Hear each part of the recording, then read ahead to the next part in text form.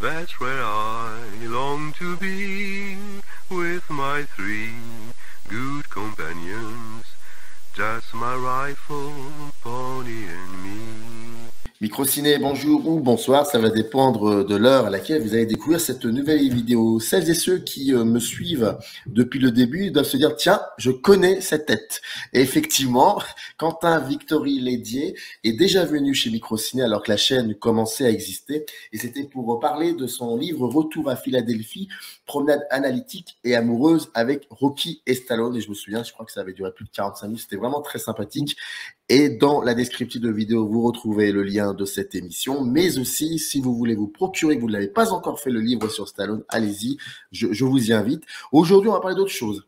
On va, même si à un moment vous parlez de Creed 2 dans ce bouquin-là, je trouvais ça incroyable, mais on va parler aussi du style, on va parler de pas mal de choses. En tout cas, vous êtes venus aujourd'hui pour parler d'un binôme auquel j'avais jamais pensé, mais effectivement, alors que c'est là, quoi, et c'est ça qui est assez impressionnant. Ce binôme, c'est Stéphane Brisé et Vincent Lindon, pardon, et le sous-titre du livre, Les plans de bataille. Alors, c'est édité chez Leitmotiv, et bien évidemment, je salue Jean-François Jeunet pour l'aide apportée à la conception de cette émission, et vous trouverez dans le descriptif le lien qui renvoie pour vous procurer ce livre.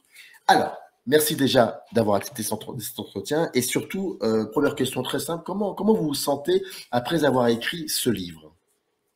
Alors déjà, merci beaucoup d'avoir renouvelé l'invitation parce que au début, Microciné se lançait et maintenant, il y a eu quand même des pointures qui sont passées.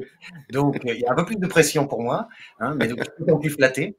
Et puis ensuite, merci de parler du livre parce que très franchement, depuis la sortie du livre et du film, il n'y a pas eu énormément de presse dessus. C'est passé un petit peu sous les radars.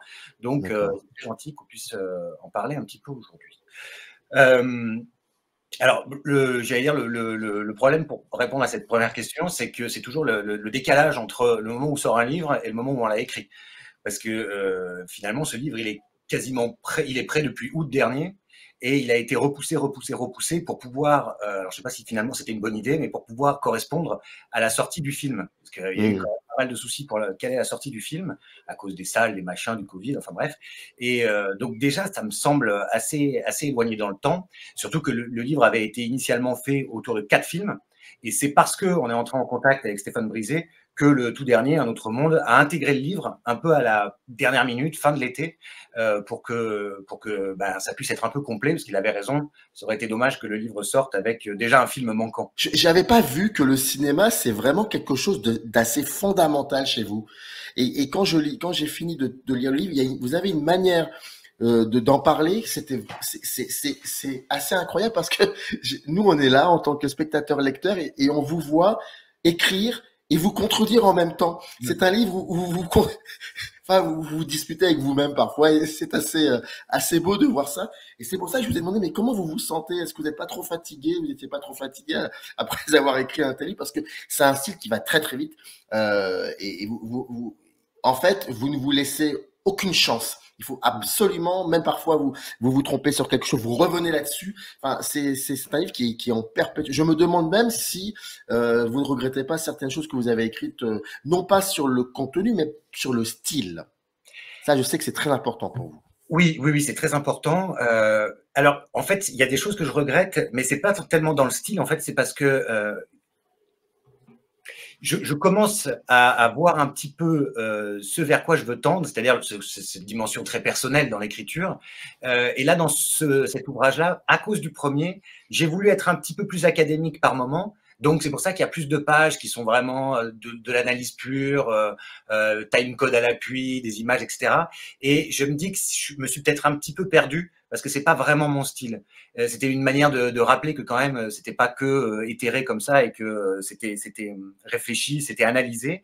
Mais je me demande si ça casse pas un peu le rythme parce qu'en fin de compte, oui, c'est vrai que c'est une ça peut paraître d'ailleurs être une écriture prétentieuse d'une certaine façon parce que ça c'est passer les films au travers de mon propre filtre et en dire quelque chose. Alors on pourrait dire, il est bien gentil, mais enfin, on s'en fout de son avis à la limite. Mais sauf que bilan, enfin, j'ai pas l'impression que ça choque tant les gens, peut-être parce que justement, je suis en contradiction avec moi-même et que j'avance dans l'écriture en tâtonnant, même si pour le coup, par exemple, ça c'est peut-être l'expérience qui a fait ça, mais c'est que ça m'a pris beaucoup, beaucoup moins de temps d'écrire celui-ci que Retour à Philadelphie. Là, on parle de plusieurs mois pour celui-là, alors que Retour à Philadelphie, ça avait été plusieurs années pour l'écrire. Mais bon, ça, c'est peut-être parce que j'avais plus en tête la forme, qu'est-ce que c'était qu'un livre aussi, combien de pages on pouvait écrire. Mais c'est vrai que ça a été, en revanche, ça a été rapide à faire, donc très intensif, en revanche. Parce que là, entre le moment où j'avais tout juste fini Retour à Philadelphie, les sorties, on en a parlé un peu 5 minutes, et puis vraiment là, je me suis dit, bon, ce que je veux faire maintenant, c'est briser et Lindon. Et là, c'est vrai que j'ai fait un tout droit pendant mes vacances, pendant mes week-ends, dès que j'avais un moment. Et c'est vrai que je pense que vous m'auriez posé la question à la fin du mois d'août. Oui, j'aurais probablement été écrasé par le travail. Maintenant, bon, j'ai eu le temps de reprendre un peu mon souffle. Mais pourquoi vous avez écrit sur ce binôme? Alors, je ne sais pas tout à fait. C'est toujours ces histoires un peu d'évidence. C'est-à-dire qu'on regarde un truc, où on revoit un film, ou alors j'avais vu les films à une époque, et puis en les redécouvrant, je me suis dit, c'est ça. Oh, c'est ça en fait. Parce que c'est comme cette petite étincelle quand parfois on a vu un film qu'on n'avait pas compris, puis on le revoit 3-4 ans après. D'ailleurs, j'en parle dans le livre, parce que c'est ce qui s'était passé avec La loi du marché. Et on le revoit et on fait, oh, mais qu'est-ce que je suis con. Évidemment, tout était déjà là. Et en fait, ça me semblait tellement presque facile. En fait, les idées étaient arrivées tellement vite que je me suis dit, non, mais là, il faut le faire. Et puis aussi parce que je voyais bien que j'avais laissé un peu en suspens ce qui m'intéressait avec Rocky, l'aspect justement social des Rocky, qui était vraiment, vraiment très, très, très fort ici. Mais sauf que, imaginons, dans l'hypothèse où j'écrirai un jour un autre livre, là, par exemple, j'en ai aucune idée. Donc peut-être qu'il va me tomber un truc sur le coin du crâne et que je vais me dire, ça y est, c'est ça. Mais peut-être qu'aussi bien, on va plus parler pendant 10 ans parce qu'il n'y aura pas une évidence qui va apparaître comme ça. Oui, mais comment vous avez fait pour gérer aussi l'émotion que suscitent en vous les films de Stéphane Brisé avec Vincent Lindon? Je me demande si c'est pas un petit peu comme quand on a vraiment les miquettes devant un film d'horreur et qu'on essaie de se dire ah non mais c'est un film, on essaie tout à coup pour se rassurer de se dire la caméra elle doit être là, ils ont dû faire ça comme trucage. Bon, ça marche pas toujours, on peut avoir vraiment très peur. Là c'est ça, c'est cette distance qu'on prend, c'est-à-dire que dès qu'on commence à ouvrir le capot quoi et à essayer de regarder d'un peu plus près, ben c'est normal, c'est-à-dire qu'on commence à découvrir un peu les ficelles, enfin ce qu'on imagine être les ficelles. Et là, c'est pas négatif, hein, vraiment au sens un peu théâtral de la chose, quoi, comment les choses fonctionnent. Donc peut-être que tout à coup, on est un petit peu moins pris par le film. Je dirais, pour faire plus simple, quand on fractionne en fait en analysant un film, bah, on peut plus être pris exactement de la même façon que quand on est dans tout le continuum. Ça marche pour beaucoup de scènes où, à force de les revoir, on peut arriver à prendre la distance pour analyser. Il y a quand même 2-3 scènes chez Brisé où on a beau être en train de l'analyser, moi, elle me cloue au sol à chaque fois et c'est terrible d'écrire dessus parce que bilan, enfin, je sais que j'ai eu 2-3 personnes qui me l'ont dit, mais on peut pleurer en lisant certaines pages du livre en ayant vu ou pas vu le film parce que ça c'est pas moi qui l'ai inventé, quoi. Je ne fais que raconter des moments du film, de certains films. Alors, par exemple, la fin de Quelques heures de printemps, bon, c'est le truc, c'est d'une beauté indicible, mais c'est abominable, quoi. Enfin, c'est extrêmement dur à supporter. Mais peut-être voilà, on arrive à prendre un petit peu cette distance, justement en analysant, quoi. Alors après, ça peut-être pour le double tranchant de ça, pour moi en tout cas, c'est est-ce qu'après on est capable de revoir les films une fois qu'on a autant travaillé dessus? Est-ce qu'ils n'ont pas perdu un peu de leur magie? Parce que c'est toujours pareil, si on veut voir ce qui se passe derrière le rideau, est-ce que ça casse pas un peu? Et je suis en train de me poser la question pour de vrai en ce moment, parce que je me dis, est-ce que c'est pas une erreur d'écrire sur les films? Parce que si c'est pour qu'ensuite j'ai plus envie de les voir parce que j'ai travaillé beaucoup dessus, c'est triste. Je me prive de quelque chose que j'aimais au départ, quoi. Donc il faut que je sois méfiant avec ça. Ouais, mais je peux pas vous croire quand vous dites ça, parce que vraiment, si c'est ceux qui vont lire le livre, on en parlait dès le début, enfin, j'en ai parlé dès le début, mais c'est le rapport que vous entretenez avec le cinéma, je l'avais pas vraiment vu dans le précédent livre, alors que Rocky, c'est quand même un personnage important, enfin, c'est une saga importante, pour vous, mais il y a un rapport au cinéma que j'avais pas deviné, qui est très qui est sanguin, certes, oui, effectivement, mais il y a quelque chose c'est ce que disait Serge Danet, et ça me promet un monde, quoi. On est vraiment dedans. Et je l'avais pas vu. Vraiment, c'est pas que oui, vous vous laissez aller, quitte même parfois à vous perdre et voire même nous on vous perd pas, hein, parce qu'on voit un peu où vous voulez nous emmener, mais c'est ça, c'est ce rapport au cinéma qui est assez passionnant. Avant qu'on commence à parler de l'intellectualité du livre, j'aurais voulu voir ça avec vous. Le cinéma, ça a vraiment toujours été, ça a toujours été là pour vous. Oui, oui. Depuis, bon, comme la plupart des gens, depuis l'enfance, mais je pense que c'est très très charnel parce que j'ai voulu en faire. Enfin, j'ai voulu, j'en ai fait, mais on va pas dire j'ai fait du cinéma. J'ai tourné des films très très tôt, à 13-14 ans. J'avais commencé à tourner mes premiers courts-métrages et puis j'ai fait ça pendant des années jusqu'à arriver au moment où, bon, très clairement, je pouvais pas aller vraiment plus loin. C'est-à-dire que j'avais très peu de moyens. Je travaillais avec des gens qui étaient très gentils de vouloir travailler avec moi gratuitement, etc. Et donc à un moment donné, probablement que le stade d'après ça aurait été d'essayer de faire un film professionnel ou long métrage, ou j'en sais rien, et je pouvais pas. Donc ça s'est arrêté. Mais c'est vrai que j'ai grandi à la fois en regardant plein de films, mais surtout en essayant d'en faire. Et je pense que quelque part, c'est peut-être par ça aussi pour ça que je suis allé vers l'écriture aussi, parce que c'est une manière de me réapproprier aussi le cinéma, d'en faire d'une certaine façon. En fait, d'en faire d'une certaine façon, avec pouvoir en faire comme je voulais, avec une caméra et tout le reste. Je pense que c'est pour ça que c'est une approche très très personnelle, très sensible, parce que je suis quelqu'un comme ça déjà, et parce que encore une fois, c'est vrai qu'en le formalisant comme ça, j'ai l'impression que ça peut faire prétentieux, mais parce que j'ai besoin de dire de moi au travers de ce que j'aime, en fait. Il y a quelqu'un qui m'avait dit pour le premier livre que j'écrivais une sorte d'autobiographie à partir d'un cinéma qui lui-même était en partie autobiographique. C'est vrai que, bon, c'est pas une autobiographie, mais pas du tout. Mais sauf que voilà, c'est ce que je suis et pourquoi j'aime ça et pourquoi j'essaie de le transmettre, parce que c'est vrai que c'est aussi un peu mon métier en tant que professeur d'essayer de transmettre. Ça marche pas très souvent d'ailleurs. Donc peut-être que je réussis mieux dans les livres, peut-être. Oui, mais je reprends la phrase que vous-même vous reprenez dans votre livre, celle d'Anatole France, qui dit que attention, je vais parler de moi à propos de Racine. Mais ça, c'est voilà, donc c'est de la critique du cinéma. Est-ce qu'il y a quelque chose qui relie tous ces films, enfin une thématique ou alors peut-être un geste cinématographique, quelque chose qui les relie, un point commun entre tous ces films qui vous parlent, qui est pour vous une évidence dès le départ? Je me demande bien ce que j'ai écrit dans le livre. Parce que aussi bien je vais dire autre chose là.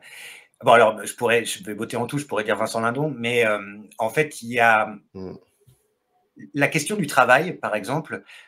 C'est pour ça que je suis absolument insupporté par toute la presse là qui ne cesse de parler de trilogie du travail, sous prétexte que effectivement la loi du marché en guerre, un autre monde, c'est vraiment concentré sur le travail. Mais dans les autres films, la question du travail se pose aussi, et parfois de son absence justement. Qu'est-ce qu'on fait quand on n'a pas de travail? Donc cette question-là, elle est vraiment centrale. C'est elle qui fait le lien entre les différents films. La question du langage aussi, comment on se parle entre soi, le rapport dans la famille, le rapport à l'extérieur.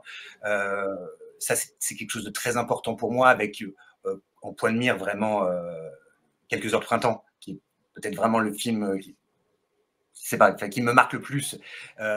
Comment on est avec les gens, ça ne veut rien dire cette phrase, mais il y a ça qui relie, parce que cette problématique, elle me semble infusée dans tous les films. Il y a plein de choses, en fait, parce que, par exemple, d'un point de vue esthétique, en revanche, les choses évoluent beaucoup. On peut être sur quelque chose de relativement traditionnel, pour pas dire classique, aller vers des choses qui sont plus novatrices ou plus mouvementées, on va dire, pour En guerre, retourner vers une facture un peu plus traditionnelle avec Un autre monde. Donc c'est pas forcément, il évolue vraiment au niveau de son cinéma brisé. Il change assez facilement, enfin il invente assez facilement d'un film à l'autre. Ça justement, c'est plutôt ça répondra à l'inverse. C'est plutôt ce qui ne fait pas lien, je dirais. Est-ce que j'ai dit autre chose dans le livre et que je m'en souviens pas? Parce que il y a le côté. Alors, il y avait Vincent Lindon, vous l'avez dit dès le début, en fait. C'était par rapport à Vincent Lindon. Ouais. Et puis surtout, le fait que ces films-là, vous avez cette sensation qu'ils vous regardent. Il faut savoir une chose, c'est que le livre, vous l'avez travaillé. Voilà, je voudrais avoir votre avis là-dessus, sur la manière comment vous avez construit ce livre. Comment, alors, c'est ça. C'est que, c'est un style extrêmement personnel. C'est très subjectif. Certes, sinon ça fonctionnerait pas, je pense. Mais, et je vais vous dire ça, et c'est vraiment pas un reproche, c'est plus on vous lit, plus on se demande si vous-même, quand vous aviez commencé à écrire ce livre, vous ne saviez pas où vous alliez en fait. Mais en tout cas, il fallait y aller. Je ne dis pas qu'il n'y a pas de plan, parce que ça serait remettre en question le sous-titre, les plans de bataille, mais il y a cette sensation incroyable qui fait que vous et moi, nous ne savons pas où nous allons. Mais vous l'avez écrit quand même. C'est ça qui est assez beau. Alors, c'est possible parce qu'effectivement, il y a toujours un plan, ça c'est les restes un peu d'académisme, c'est-à-dire savoir des grandes parties pour savoir comment on va faire les choses. Mais c'est vrai que là encore, c'est grâce au premier livre que j'ai pu me permettre aussi d'aller vers quelque chose de plus libre. C'est justement parce que je savais que les petits chapitres dans le premier avaient bien fonctionné. Et donc là, je voulais faire quelque chose d'un petit peu où presque les chapitres pouvaient finalement fonctionner tout seuls. Et c'est l'avantage, c'est que comme ça, c'est presque un avantage un peu pour les feignants. On fait un chapitre, celui-ci, on peut le dégager, c'est bon, c'est réglé. Il n'y aura plus besoin de savoir si c'est cohérent avec le reste, parce que c'est hyper chiant. Plus les livres sont longs, plus c'est difficile de savoir si on n'a pas déjà dit les trucs. Enfin, c'est des questions toutes bêtes, mais il y avait cette possibilité-là de fractionner et donc d'être débarrassé. Et puis après, il y a évidemment peut-être que c'est parce que vous l'avez dit tout à l'heure, il y a quelque chose d'assez rapide dans cette écriture, aussi parce que, alors je le dis aussi dans le livre, puisque je crois que je parle d'urgence à écrire. Bon, faut se calmer, c'est-à-dire que c'est toujours un peu idiot de parler d'urgence quand on parle d'art. Il n'y a pas d'urgence en art. Mais personnellement, pour moi, il y en avait une. C'était de dire quelque chose sur le monde qui est le nôtre. Et peut-être aussi l'urgence, elle vient du fait que j'avais l'impression de découvrir trop tard, que j'avais eu tort, bon ça comme d'habitude, et que ces films, ils étaient à ce point-là juste. Donc, il fallait à tout prix que je rattrape mon retard et que j'écrive vite quelque chose là-dessus. Déjà, pour que personne ne me pique l'idée. Voilà, c'est surtout ça, je pense. Ça peut jouer quand même.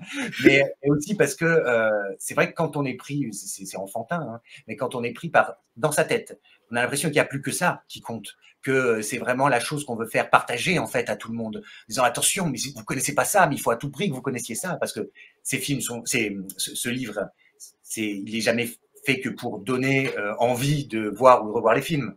Même si ce qui est un peu crétin, puisqu'il y a des centaines de milliers de personnes qui voient les films de Brisé, et il y a quelques personnes qui lisent mes livres, donc a priori, ils n'ont pas besoin de moi. Mais c'est vrai que je pense que j'étais pris par cette volonté de rattraper le temps perdu, et de me dire que c'était maintenant ou jamais, dans une période qui est probablement critique quand même pour beaucoup de gens, et que c'est ces films qui, à mon sens, ne font pas que nous rappeler à quel point notre vie peut être pourrie, mais qui nous donne aussi quelque part dans le côté mélancolique, qui nous donne aussi des petites pointes d'espoir en fait, des petits chemins qu'on pourrait peut-être emprunter.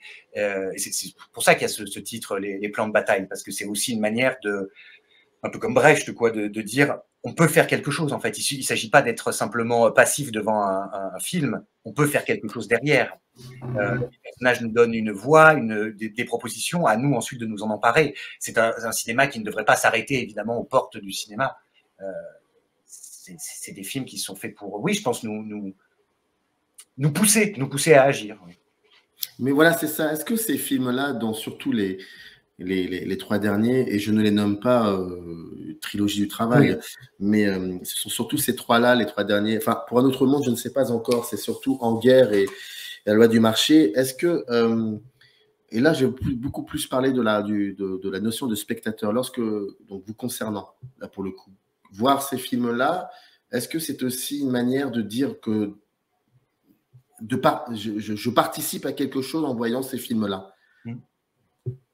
Je pense, pense que ça a à voir aussi un peu avec les… Je connais moins, mais avec les films de Ken Loach, c'est-à-dire des films qui en fait, peuvent être vus de plein de façons différentes. C'est-à-dire, ou bien ils me concernent directement, parce qu'ils ne font que raconter à peu près ce que je connais déjà, ce que je vis tous les jours. Auquel cas, ils me montrent que j'existe. Ils me montrent que je ne suis pas tout seul. Donc ça peut être un réconfort, ça peut être quelque chose qui va me pousser à la révolte, je ne sais pas, mais ça me conforte et ça me rappelle que je ne suis pas tout seul. Ça, je crois que c'est pour les gens, c'est quand même très important aussi, parce qu'on est souvent isolé dans ces situations professionnelles, par exemple, ou même personnelles. Et puis, il y a peut-être aussi pour tous les gens qui ne se doutent pas, parce que ça existe, hein, les gens qui ne se doutent pas une seule seconde de la misère dans laquelle certaines personnes peuvent vivre. Et dans ce cas-là, ça peut peut-être être un déclic, je ne sais pas. Encore une fois, je pars du principe que je ne suis pas plus malin que les autres et que si ça m'a fait parfois, moi, ce genre d'effet, ça doit pouvoir le faire sur quelqu'un d'autre. Quand j'avais vu un Ken Loach, j'étais sorti une fois en me disant c'est pas possible d'être aussi radin que moi, il faut à tout prix que je donne au Resto du Cœur. Ça a pris un petit peu de temps, mais en fait, j'ai fini par le faire. Et à la limite, c'est une connerie, hein, c'est anecdotique, mais il se trouve que c'est parce que, en sortant de ce film, je m'étais dit ça, que j'ai fini par le faire. Il n'y a rien d'autre qui m'avait poussé à le faire. C'est étrange, peut-être un peu idiot, mais il se trouve que je pense que le cinéma peut avoir quand même, au même titre que la littérature, hein, mais vraiment ce pouvoir-là. Et donc, il faut que les gens s'en saisissent, parce que c'est vrai que le pire, ce serait évidemment de regarder ça, de consommer ce genre de film. Mais je ne pense pas que ça puisse arriver, parce qu'aujourd'hui, si on veut consommer, on a plein d'autres endroits où consommer de l'image mobile, sans que ce soit en allant dans une salle de cinéma voir les films de Stéphane Brisé. Mais je crois que pour ça, ils sont de salubrité publique, ces films-là. Quel que soit le profil qu'on a au départ ou le milieu social dans lequel on baigne au quotidien. Mais souvent, les détracteurs des films de Brisé, les derniers films de Brisé, mais aussi surtout ceux de Ken Loach, ils disent souvent ça veut cinéma politique, mais en fait, c'est beaucoup plus politique que cinéma. Il y a moins de cinéma. En fait, ce sont des films à discours. Là, je balance la première question provocatrice, je l'avoue, mais c'est important aussi de vous entendre sur cet aspect-là. Et je sais que les deux derniers, voire même Un autre monde, c'est quelque chose qui revient souvent, cet élément du discours. C'est plus un cinéma, c'est plus des messages qu'un véritable cinéma. Donc, en l'occurrence, la mise en scène est reléguée au second plan et on est plus dans le discours. Est-ce que ça, c'est quelque chose que, je sais que vous en parlez à un moment, mais est-ce que c'est quelque chose qui vous hérisse les poils, comme on dit? Alors, oui, pour le coup, oui, parce que si je voulais être un tout petit peu provocateur, je dirais qu'à la limite, que c'est l'inverse. Que le risque, à la limite, de ce genre de film, c'est d'être avant tout du cinéma et que le vrai discours soit finalement un support, un prétexte. Moi, je ne pense pas du tout, franchement, en regardant les films de Stéphane Brisé, je ne pense pas du tout qu'on puisse dire que le cinéma n'existe pas, ne serait-ce que parce que, en voyant comment son cinéma évolue au gré de ses films, au gré de ses sujets. Il y a une vraie patte de réalisateur. Et de toute façon, je ne rentrerai pas vraiment là-dedans non plus, parce que c'est un débat qui sera, à mon avis, sans fin. Moi, je me souviens, quand j'étais beaucoup plus jeune, il y a des gens qui me disaient oh, moi, je déteste Woody Allen parce que… ou bien parce qu'il fait toujours les mêmes films, mais c'est pas un réalisateur, c'est juste quelqu'un, c'est juste un bon scénariste, un bon dialoguiste. Bon, alors ça veut dire qu'on en est encore là à devoir définir ce que c'est le vrai cinéma du faux, qu'est-ce que c'est il y a cinéma dès qu'il y a finalement acte de filmer quelque chose. Et après, éventuellement, on peut faire le distinguo entre fiction et documentaire, ça paraît important. Mais mais ça m'empêche pas je peux comprendre qu'il y ait des gens qui se disent c'est trop, oui, c'est trop politique. Je suis pas sûr qu'on puisse faire un film trop politique. Ou alors, mais là, malheureusement, j'ai pas d'exemple qui vient à l'esprit, ou alors, si, probablement des films expérimentaux à la grande période des années 60 ou des trucs comme ça, où on comprenait rien. Oui, là, peut-être, mais ici, je trouve qu'il y a un assez bon équilibre entre une vraie recherche cinématographique, un vrai casting, quand même dans tous ces films, même s'il y a des amateurs, c'est quand même toujours tenu par des premiers rôles exceptionnels, ou des seconds rôles exceptionnels d'ailleurs, et que finalement, si on demandait à ces gens-là, mais alors qu'est-ce que vous voulez en fin de compte, qu'est-ce que ce serait le bon équilibre dans un film? Ce serait qu'il y ait moins de sujets et plus de formes. J'aimerais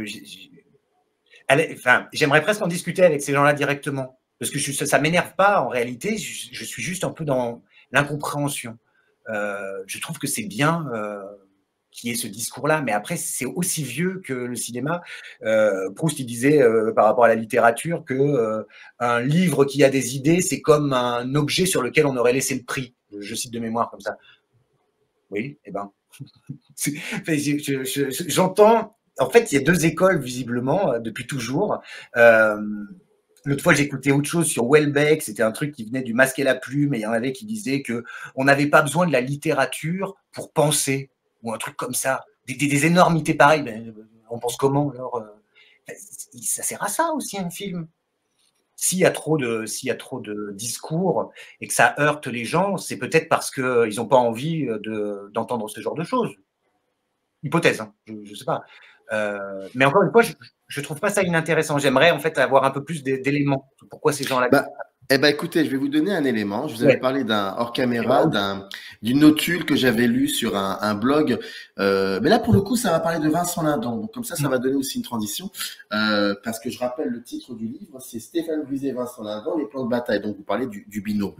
Voilà. Donc, c'est un extrait d'un court texte sur un site qui s'appelle Nouvelles du Front, qui a été fondé par deux personnes, Saad Chakali et Alexia Roux. Et là, ils reviennent, mais assez furtivement, sur deux films sortis récemment, que sont Un monde et Un peuple, un autre monde. Pardon, Un peuple d'Emmanuel Gras et Un autre monde de Stéphane Brisé. Et donc, il y a une petite notule. Voilà. Alors, ça dit... Un autre monde, oui, mais quel monde? L'autre sans quoi l'un n'est rien, et ce qui fait toujours défaut chez Stéphane Brisé, qui pioche dans les malheurs du capitalisme contemporain, de quoi habiller Vincent Lindon pour l'hiver prolongé du cinéma français. Qu'il soit vigile dans La loi du marché, syndicaliste dans En guerre, ou cadre supérieur dans Un autre monde, Vincent Lindon reste Vincent Lindon, celui qui, comme De Gaulle, dit non. La star chez Brisé, c'est un peu comme l'agent Smith dans Matrix. Il est partout, il tient tous les rôles, il maintient par tous les bouts l'idée que le monde sera sauvé par des gars comme lui, couillus et tout. L'éthique à Lindon pour corps conducteur, c'est un saint dont les images sont notre pain et notre vin. On attend vivement un quatrième volet où la vedette jouera l'actionnaire réjoui par les licenciements de ses autres avatars, lui assurant la profitabilité de ses titres boursiers avant de dire souverainement non, non, parce que Lindon. Voilà. J'avais envie de vous lire ça pour avoir votre avis. Et juste avant que j'aie votre avis, une question annexe qui rejoint pas forcément ce qu'écrit Sade, mais pour le coup, est-ce que si il n'y avait pas eu Vincent Lindon, mais un autre acteur, je ne dis pas uniquement que des acteurs non professionnels, un autre acteur, est-ce que les choses auraient été différentes? Voilà, donc là, vous avez la petite question un peu annexe et le texte que je viens de vous lire. Alors, pour commencer avec le texte, je suis assez d'accord. Alors, je suis assez d'accord, mais moi, c'est très confortable ma position, puisque moi, j'ai toujours, comment dirais-je, toujours, j'en sais rien, mais je mets en avant mon aveuglement amoureux. Donc, je vais dire, je suis d'accord avec ce qui est écrit, mais peu importe. Mais je vais aller un tout petit peu plus loin. C'est vrai que ça peut poser problème, notamment avec Un autre monde. C'est-à-dire que moi, la première fois que je l'ai vu, je m'attendais quand même si ça m'aurait fait mal au cœur, parce que oui, la personne qui écrit ça a parfaitement raison. C'est-à-dire que Lindon, c'est devenu une sorte de symbole qui est forcément du côté des... Ça m'embête de dire ça, mais allez, on va y aller quand même franchement. Du côté des gentils, du côté des bons. Et je pense que le film n'aurait pas été inintéressant si, au contraire, il avait décidé de continuer comme ça, de balancer son collègue et de reprendre son poste. Ça n'aurait pas été un autre film, hein. Ça aurait été simplement peut-être quelque chose d'un petit peu plus déstabilisant pour le spectateur, parce que je comprends cette réaction. Ils disent oui, mais dans ce cas-là, c'est tout le temps comme ça en fait. Il y a toujours quelqu'un qui est plus grand que les autres. Je crois que j'avais posé cette question à Stéphane Brisé à une projection. C'était parce que Zola disait ça oui, c'est ça, par rapport aux Misérables de Victor Hugo. Il parlait de symboles qui marchent. Et effectivement, quelque chose qui doit pouvoir énerver un certain nombre de spectateurs, c'est ce côté trop grand, trop symbolique. Comment c'est possible que ces gens-là aient toujours le courage que les autres n'ont pas? Alors, quand on est peu de choses, à la limite, on a presque peu à perdre, donc on peut imaginer qu'on ait du courage. Mais quelqu'un qui voit son poste très important lui être enlevé et qui pourrait le récupérer s'il décidait de balancer une autre personne, qui ne le fait pas, effectivement, la plupart d'entre nous, on se dit, c'est pas possible, c'est pas crédible, en fait. Les gens, malheureusement, ne font pas comme ça. Donc, oui, il y a peut-être cette problématique-là. Après, c'est pas problématique, il y a peut-être ce problème-là. Après, je pense aussi que ça reste, là c'est une hypothèse, hein, l'objectif quand même de Brisé, qui essayait de faire penser aussi qu'il y a d'autres voies qui sont possibles. Je sais pas trop, mais je comprends parfaitement cette remarque et je pense qu'effectivement il faut être un peu prudent parce que à force de devenir un symbole, on finit par décevoir les gens quand même. C'est-à-dire qu'on n'est plus à la hauteur de son personnage potentiellement dans la vie, ou alors les gens peuvent plus faire la distinction entre les personnages et l'acteur parce que finalement ça devient toujours un peu le même personnage avec un nom différent, mais qui est toujours plus grand que nous. Est-ce que finalement, il n'est pas un peu culpabilisant pour nous aussi? On pourrait se poser la question. C'est-à-dire que lui fait ça, mais alors ceux qui ne font pas ça, ceux qui n'agissent pas comme lui. Et puis, il y a la question aussi, mais ça, c'est un peu le fer de lance de Stéphane Brisé, mais c'est la question systémique. Il considère que c'est un système qui broie les gens, ce qui est évidemment vrai, dont le directeur de site, Philippe Lemel. Et en même temps, est-ce que c'est pas se cacher derrière son petit doigt lorsqu'on dit c'est un système qui broie les gens? Parce que dans tout système, il y a des gens. Hein, il y a des gens qui sont des décideurs et il y a des gens qui sont des exécutants. Et effectivement, bon, c'est là où moi j'ai un espoir ou j'en ai pas, j'en sais rien. C'est-à-dire, est-ce qu'on décide de dire non au système en sachant qu'on va être remplacé par quelqu'un d'autre qui va faire le sale boulot, mais au moins ce sera pas moi qui l'aurais fait, ou est-ce que on continue de participer au système en disant c'est pas de ma faute, quoi. Je m'éloigne un tout petit peu là, mais effectivement maintenant comme ça j'embraye, certainement que ça aurait été différent avec un autre acteur.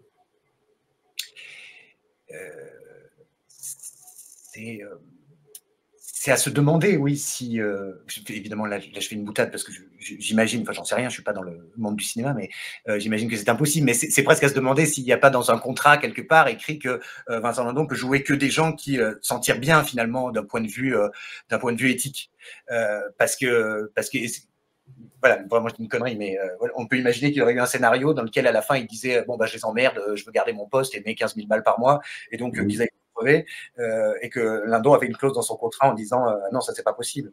Je pense pas que ce soit vrai évidemment, mais probablement qu'avec un autre acteur, comme il n'y a pas le même capital sympathie, la même chose, vous voyez, on aurait peut-être pu imaginer un autre film. Je pense qu'il n'y a pas que Lindon comme ça. Vous savez, tous ces acteurs, on en a eu plein. Finalement, ils étaient associés à un type de profil. Lino Ventura, par exemple, on n'imaginait pas le faire jouer à contre-emploi ou très peu. Et là, peut-être que c'est devenu un peu une utilité, un emploi. C'est-à-dire qu'il faut quand même être toujours de ce côté-là. Bon, c'est une réponse un peu tarabiscotée. À titre personnel, vraiment personnel, moi, ça ne me dérange pas. Mais j'entends et je comprends tout à fait que ça puisse gonfler un peu peut-être, qu'on puisse se dire c'est pas possible que ça se passe comme ça.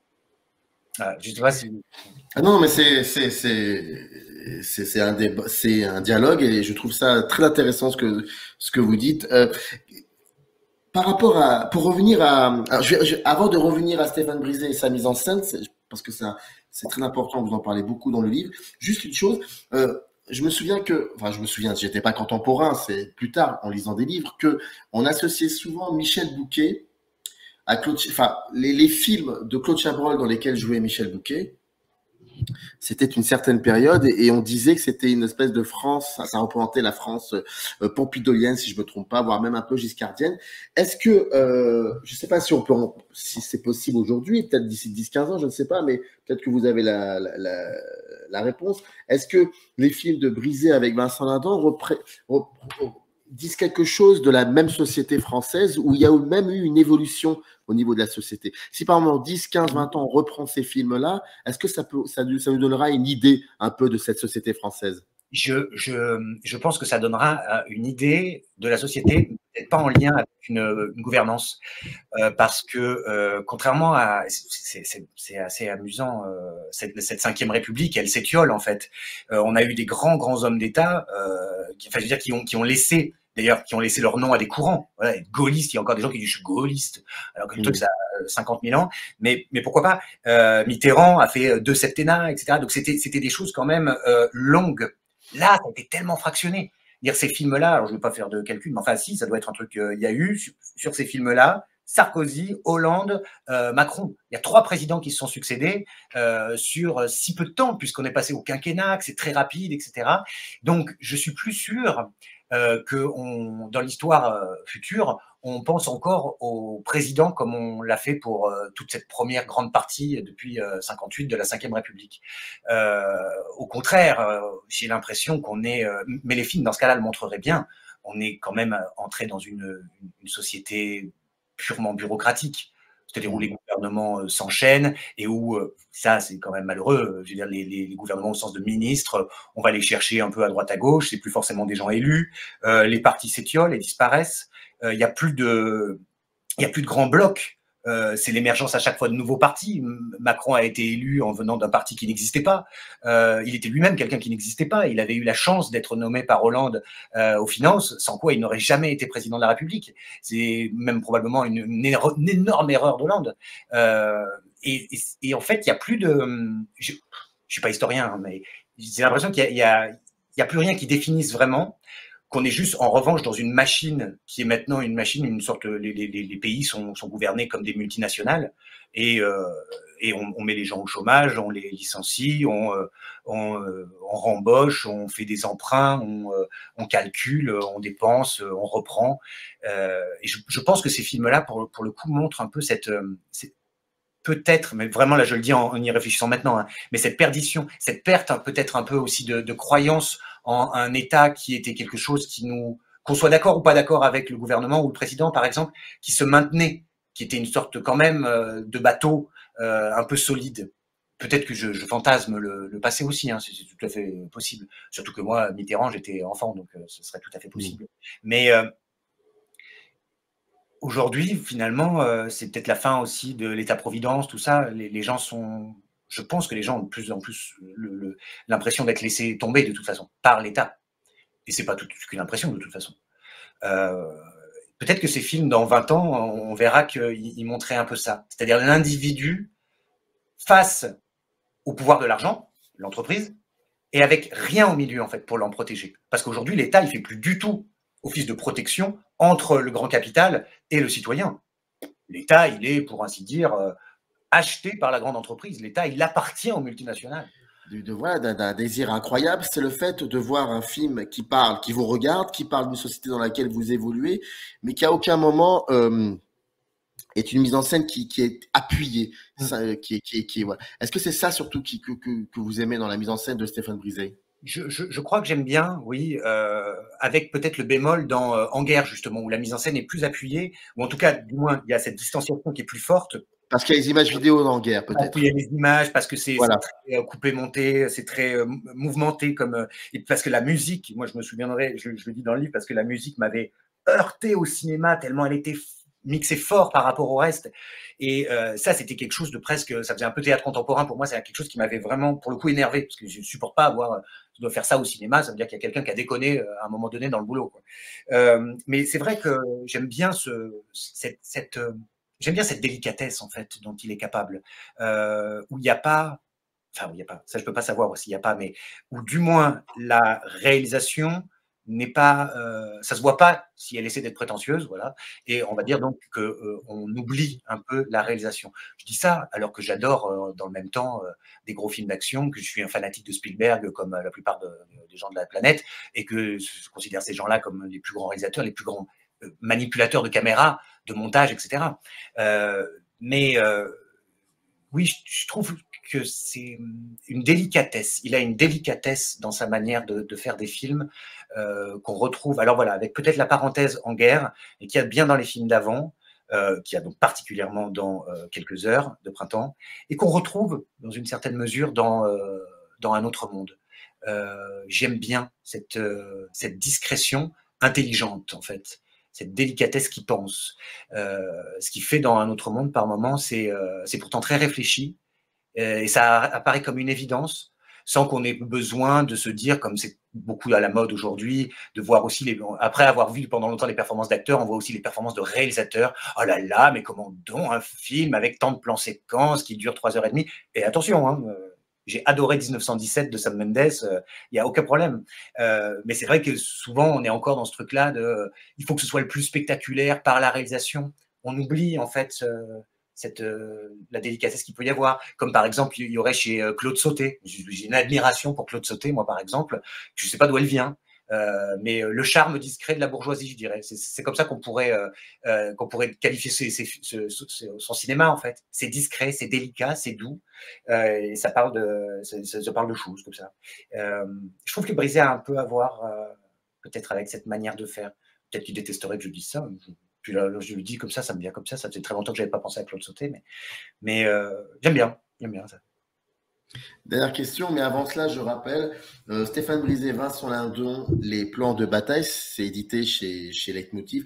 J'ai quand même omis de signaler que la préface de Thomas Porcher, quand même, il fallait au moins le dire, et vous pouvez retrouver dans le descriptif de la vidéo un lien, vous cliquez dessus, vous tombez sur le livre. Dernière question, lorsque Scorsese fait tourner, enfin c'est pas très français, fait tourner, lorsque Scorsese collabore avec Robert De Niro dans Casino en 95, si je me trompe pas, 95, il y a quelques critiques de cinéma, voire même des spectateurs qui disent c'est bon, ça y est, ils ont fait le tour, ils vont passer à autre chose chacun des deux côtés.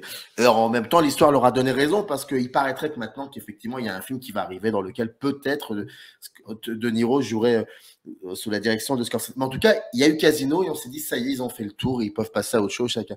Est-ce qu'avec Un autre monde, vous avez senti, je ne l'ai pas encore vu ce film, mais est-ce que vous avez senti avec Un autre monde que ça y est, peut-être que la boucle était bouclée, que Lindon allait partir de son côté ainsi que Brisé? Alors, à titre personnel, je pense que ouais, on pourrait se dire ça, surtout en ayant choisi finalement, alors que, encore une fois, moi, à l'écriture de ce livre, je voyais vraiment les choses se boucler avec la mort du personnage dans Guerre. Bon, il se trouve qu'il y a cette excroissance, sans que c'est rien de péjoratif, puisque c'est la parallaxe, quoi. Enfin, je veux dire, ce changement d'optique et de point de vue qui donc ajoute encore à cette série de 4 films qui devient une série de 5 films. C'est vrai que ce serait plutôt pas mal, quoi, pour conclure une collaboration. Je ne crois pas que ce soit en revanche le projet pour eux de ne plus collaborer, d'après ce que je sais, et puis d'après aussi, je crois, ce qu'avait dit Lindon il y a quelques années quand il avait eu son prix d'interprétation, je crois, à Cannes. Il avait dit quelque chose de vraiment que j'avais trouvé extrêmement adorable. Il avait dit qu'il voulait bien prêter Stéphane Brisé aux autres, mais que ça restait son metteur en scène et qu'on ne lui volerait pas ou quelque chose comme ça. Enfin, c'était très touchant ce qu'il avait dit. Et à ce titre-là, je ne sais pas bien, on en a un tout petit peu parlé avec Stéphane Brisé, mais je sais qu'ils sont très proches. Et je pense vraiment qu'ils sont des sortes de frères un peu qui construisent les choses aussi ensemble. Donc, à mon avis, il y a moyen qu'ils continuent. Après, peut-être qu'ils vont faire des petites pauses, effectivement, parce que Scorsese, il avait bien refait aussi The Irishman avec... oui, c'est vrai, The Irishman, j'ai complètement zappé. Avec un fabuleux casting. Peut-être qu'il faudrait qu'il fasse une petite pause. Mais d'ailleurs, ça s'était produit, puisque Une vie, alors je le reconnais absolument que je n'ai pas vu, hein, il est intercalé entre ces 5 films. Je ne sais plus quel est lequel. Donc peut-être qu'il y aura une pause avec quelqu'un d'autre et puis qu'ils se retrouveront. J'en sais trop rien. Mais ça reste beau. On adore les histoires comme ça de cinéma. Ça fait penser évidemment l'écart d'âge n'est pas le même, mais à Truffaut et Léo, ça fait penser à... J'aime bien, moi, ces bromances entre un réalisateur et un acteur, ou une actrice d'ailleurs, une réalisatrice et un acteur, enfin ce qu'ils veulent. J'aime bien, je suis assez client de ce genre de choses. Stéphane Brisé, Vincent Lindon, Les Plans de bataille, c'est édité chez Leitmotiv et c'était Quentin Victory Lédier qui était là pour venir nous en parler. Merci beaucoup. Tout se trouve dans le descriptif de cette vidéo. Je vous invite à aller faire un petit tour. Et en tout cas, je vous dis d'avoir accepté cet entretien et d'avoir répondu à mes questions. Merci beaucoup. À bientôt. Générique. Up arrive in the canyon, that's where I long to be, with my 3 good companions, just my rifle, pony and me.